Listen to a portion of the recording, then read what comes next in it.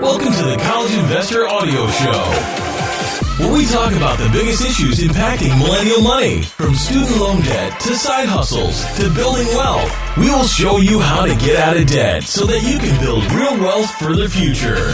Hey there, and welcome to another College Investor Audio Show. Thanks so much for being here. Today, we're going to answer the question, what is a student maintenance loan? So if you're in the U.S., you've probably never heard of a student maintenance loan before, or at least know anyone who has gotten one. Well, that's because they're not a U.S. student loan product.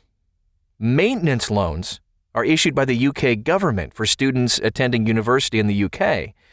So how is a maintenance loan different from a tuition loan? Listen on, eager grasshopper. How do they work? All right, UK students can take out two loans, a student maintenance loan and a tuition fee loan. The maintenance loan is for everyday expenses and is paid directly into the student's bank account. Now, the student tuition fee loan is similar to U.S. student loans. It's paid to the school and not the student. The application is the same for both loans, though. Students can choose to take out just one type of loan, or maybe even both. The maintenance loan has 3 disbursements throughout the year that coincide with each of 3 semesters. If your final school year is only half a year because you're graduating, your maintenance loan will likely be half the size of your previous year's loan. Maintenance loans can be used for, well, mostly everything, including clothes, food, rent, utilities, even nights out with friends. Of course, you will need to budget your money if it's all you have to live on. One thing to remember, maintenance loans are not used for tuition. That is the purpose of the tuition fee loan. Sometimes the loan may not arrive in time to pay the next month's rent, for example. So never fear, if the student is living on campus, the university will wait until the maintenance loan disbursement for the housing payment. For this reason, students don't have to worry about being kicked out of their dorm. Students in a similar situation off campus will have to make arrangements with their landlord, though. So what's the eligibility? The requirements for receiving a maintenance loan for most students will have no problem meeting them. Now, the 5 main criteria are this: the university or college you're attending, courses you're taking, you haven't studied a higher education course before, and of course your age, your nationality, or residency status. The full requirements can be found at thecollegeinvestor.com, and through that link, you can also check to see that your course and school actually do meet the requirements as well. Part-time students must meet an additional requirement of course intensity of 25% or more. If you want to apply for it, again, it's at thecollegeinvestor.com. Now, as the UK is made up of Northern Ireland, Wales, England, and Scotland, maintenance loan requirements can vary across all those countries, too, especially income requirements. Similar to the U.S. student loan program, those who have a higher income will receive a smaller amount, and those with a lower income will receive a larger amount.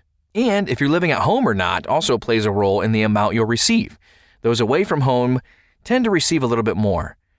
Now, the interest rate, this is important. Maintenance loan interest rates are based on the Retail Price Index, RPI, which is also called the rate of inflation. So for most students, the total rate will be some form of RPI plus 3%.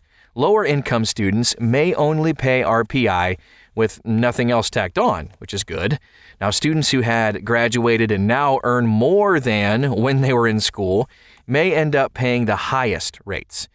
Interest rates will also vary depending on the country. Paying back your loan. So for U.S. students, you might be surprised to hear that maintenance loans are canceled after 30 years, 25 for Northern Ireland. Now, this means the student's loan is forgiven and they do not have to pay it back, no matter how little they have paid on it. Repayment on maintenance loans is tied to earnings. Once a graduate's earnings reach above the repayment threshold, repayment begins. U.S. students only wish such a system existed in the U.S. Boy, if the student loses his job and his income falls below the repayment threshold, the loan doesn't need to be paid. It's amazing. This is similar to a U.S. student loan hardship deferral. Often, the maintenance payment is taken directly from the student's paycheck. Maintenance grants are available until they were removed from the 2015 budget because they were, quote, unaffordable. Because grants don't have to be paid back. These were much better than maintenance loans, but maintenance grants helped lower income students the most. since they were the ones who often took out the most in loans. Some in the government want to bring these back, but they haven't had any firm announcements. For UK students, especially those not living at home, maintenance loans can be a great way to help pay for non-tuition expenses. They have some nice features, including pausing payments if your income falls below the repayment threshold, of course, and they also have very reasonable rates.